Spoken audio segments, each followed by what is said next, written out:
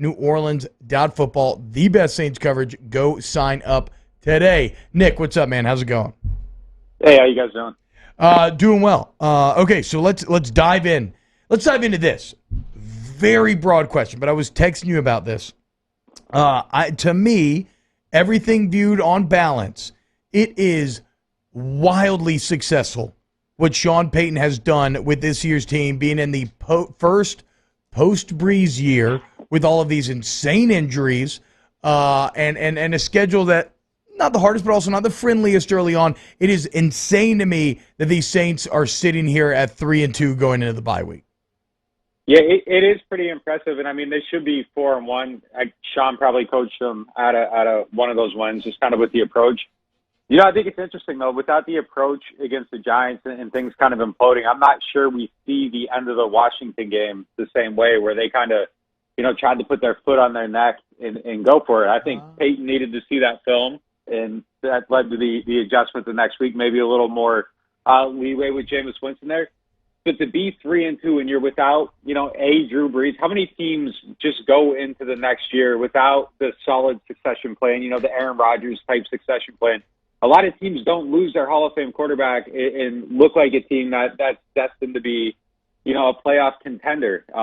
They're without Mike Thomas, Teron Armstead, David Onyemata, Marcus Davenport, Eric McCoy, Traquan Smith, Will Lutz, Quan Alexander, Nick Van Ness, Tony Jones Jr.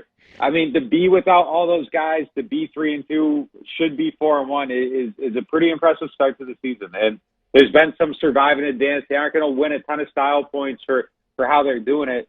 But the main point is right now they're doing it, and you look at the list, and they should be able to get a lot better coming out of this bye when they start getting players back.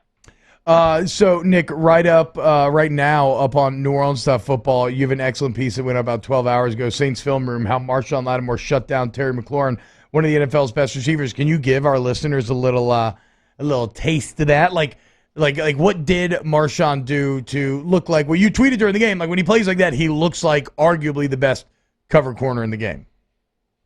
I mean, he just put the clamps on him. I mean, that's it. He was just lined up against them. He gave up 2 catches early in the game, and after that, it was just nothing. And when he covers like that, it's unbelievable to watch. I mean, it's I don't want to sound like super corny, but it's borderline breathtaking just to be able to watch a guy shadow another player the way he does, and just to mirror the movements and just kind of suffocate him on everything he does. And man, the way he was able to get his hand on the ball and just knock it away 6 times. He forced the 7th incompletion by pushing him out of bounds. Just to normally in those type of matchups when someone's covering that well, you don't see the ball go that direction that many times. Usually the quarterback says, well, all right, I tried this a few times and I'm not going back to it. The fact that Heineke just kept targeting him and keep trying, you continue to be able to see that matchup, and it brought it into focus. And it allowed Marshon to keep making plays. And that was one of the better performances I can remember seeing in quite a while, just based off of that, just how many times he was tried and he succeeded. But when he plays like that, it's unbelievable. And he's been that guy more often than not this year. There was the big defensive letdown against, the Giants. And, that was kind of the one game where he didn't play well. But otherwise, he's been that guy every single week. And I think you're going to keep seeing it. And it's good to keep seeing it after he got paid, because I think it was fair to have that concern for a guy that wasn't necessarily always locked in every single week. Hey, what's going to happen after the paycheck comes?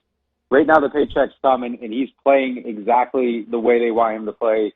I think that there's a case to be made that this season he is the NFL's best cornerback. He's in the top 2 or 3 at least for sure every single week. It's not the in these matchups he is, in these ones he isn't. Every week he's looked like that guy. I think that's going to bode well for this team going forward. And it's one of the reasons that they've been able to overcome having the most anemic pass rush possible. And they're still winning games.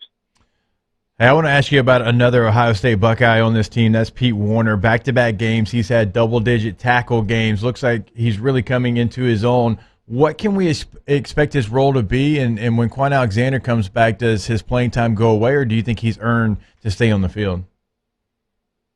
It's going to be extremely interesting to see what they do, because you could have a Paulson Adebo type situation where if the rookie's playing well, you don't want to take the rookie off the field. I mean, that's the best outcome who cares what you have invested in the other guy? Let him be depth and roll forward and let your young player develop because he's going to be the foundation.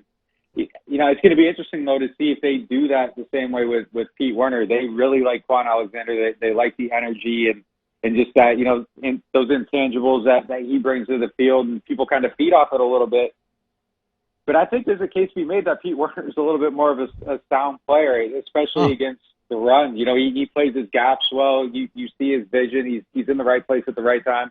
Quan's more explosive. I think maybe he gives you a little bit more in the passing game. So maybe there's a way to kind of marry those two things and have Werner on the field, first down, second and short. And then if it's second and long, maybe Quan goes in, third down, Quan's in there. And you just find the way to let both those guys coexist. But if Werner keeps playing well, you got to find a way to get him snaps if you do want to have Quan back on the field. So it's going to be really interesting, especially if Werner continues to get better. Like, what do you do then? How do you put these guys on the field and where do they fit in? I think it'll probably end up being a blend of the two because I think you can protect Quan from some of the things that he doesn't do well and still get Werner the experience without rattling his confidence or putting him behind anybody. So that's my guess going forward. But yeah, it's going to be interesting to see how that sorts out because that's a good problem though. I mean, and that, I think it was kind of expected when they signed Alexander. It wasn't necessarily a sign that I felt like they had to make. I thought they had, depth there. They drafted and I kind of thought they were going to go forward with the younger guys and, they built a strength on a strength, and now they got to figure out how to get everyone on the field. Yeah, I guess not the worst problem to have for sure. Talking to Nick Underhill, NewOrleans.football, Nick_Underhill. Nick, I want to direct you to a tweet from our old friend, Jameis 1 of 1. The John the Baptist for Jameis, because this is pretty shocking. And I guess my question is kind of what is the true Jameis that you're seeing this year? Jake, listen to this. Right now, Jameis Winston, number 1 in the NFL in touchdown percentage, right? So percentage of gone for touchdowns. Number 6 in passer rating. Number 7 in total QBR. Number 7 in raw QBR. And is on pace, technically, for 44 touchdowns and 10 interceptions.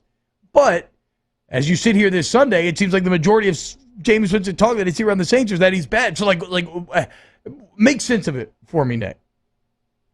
I think just, saying those numbers is a good example of why you need film to go along with numbers, and numbers are just numbers if they don't really have context. I mean, look, I think he's being extremely efficient and he's staying out of mistakes. You look at his 3 interceptions, one, Andrew Speed standing on his ankle, the other one's a Hail Mary, and then the other one's like a end-of-half situation, so, I mean, it's nothing too bad so far, and I think more often than not his decisions have been good, so that's good. I think, too, you got to look at how they're moving the ball and what's not there. I mean, I think if you look at this offense, it's extremely clear what they can't do, and they don't have the quick game. They don't have the intermediate stuff. There's nobody getting open quickly.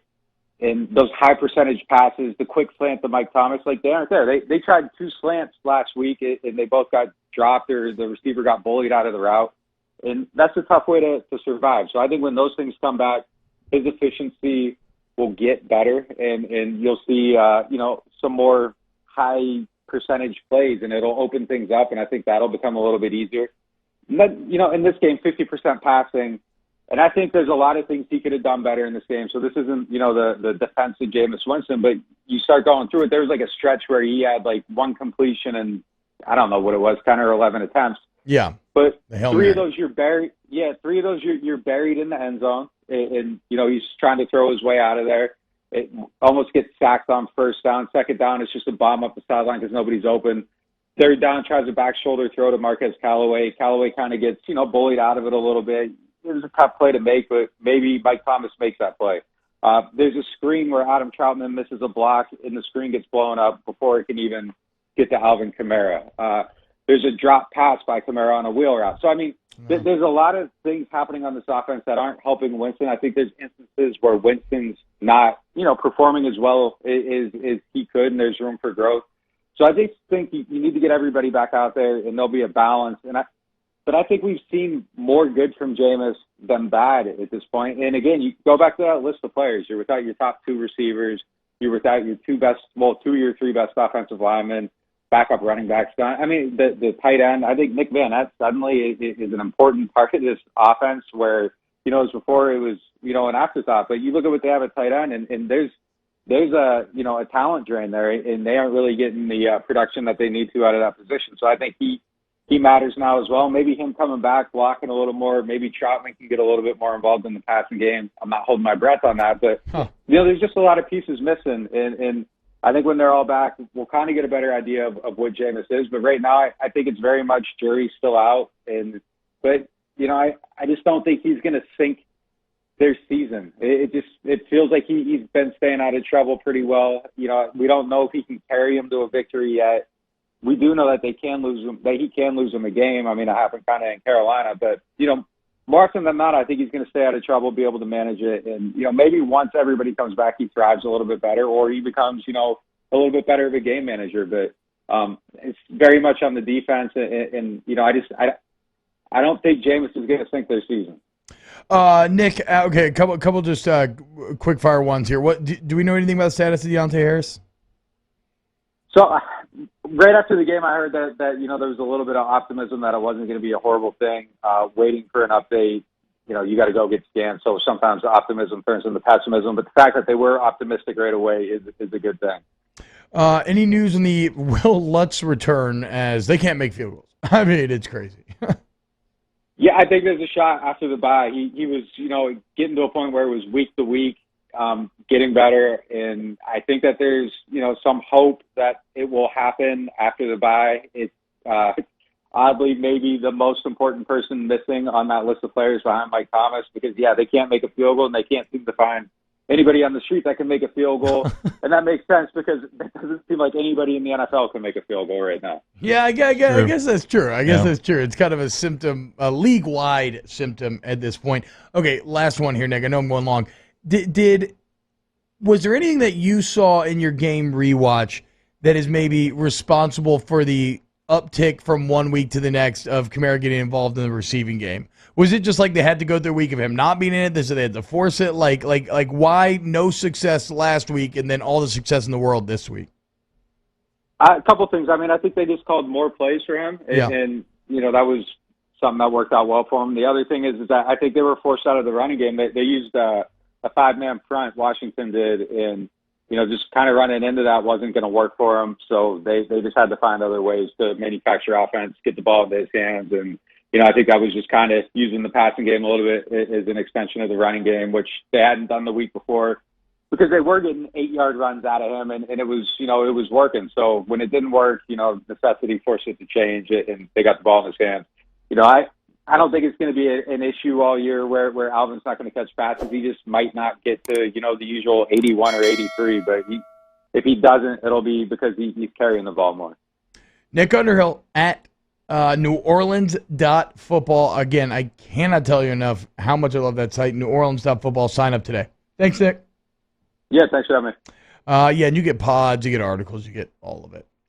All right, coming up next here on OTB, 19 most interesting numbers from college football, Week 6. Keep it locked right here on